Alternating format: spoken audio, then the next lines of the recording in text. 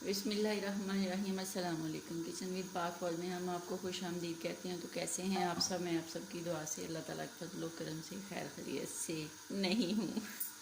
मेरी तबीयत नहीं ठीक और आज शहजाद साहब जो है वो बच्चों के लिए आमलेट बनाने लगे थे, यानी कि प्याज और आलू की भुजिया।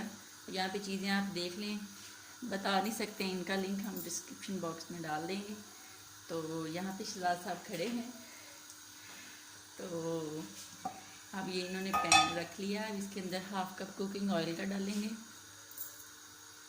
तो कुकिंग ऑयल हमारा गर्म हो चुका है, तो साथ साथ इसमें डाल देंगे प्याज। नीचे करके डालें, आपके ऊपर छींटे डल जाएंगे।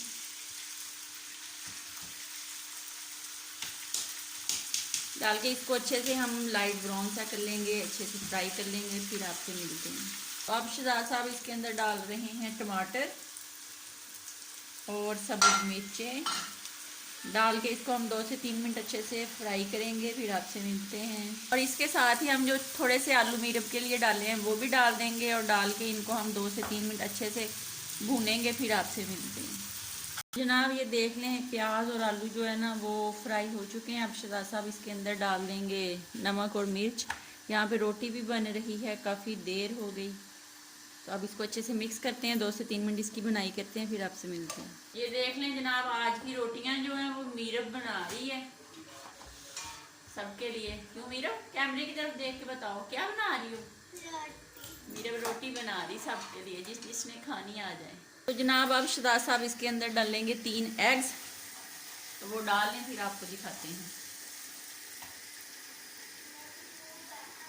शहजाद साहब ने अंडे इसके अंदर डाल दिए, मिक्स कर लिया। अब इसके अंदर 3-4 सब्ज़ मिर्चें डाल देते हैं, और फिर आपको डिश आउट करके दिखाते हैं।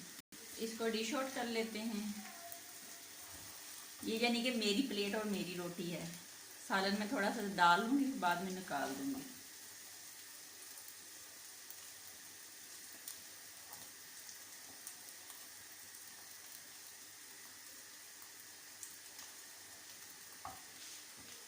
तो ये देख लें जनाब, कितनी मज़े के शहजाद साहब ने आमलेट बनाया है, यहाँ प्याज की भुजिया बनाई है और साथ रोटी है।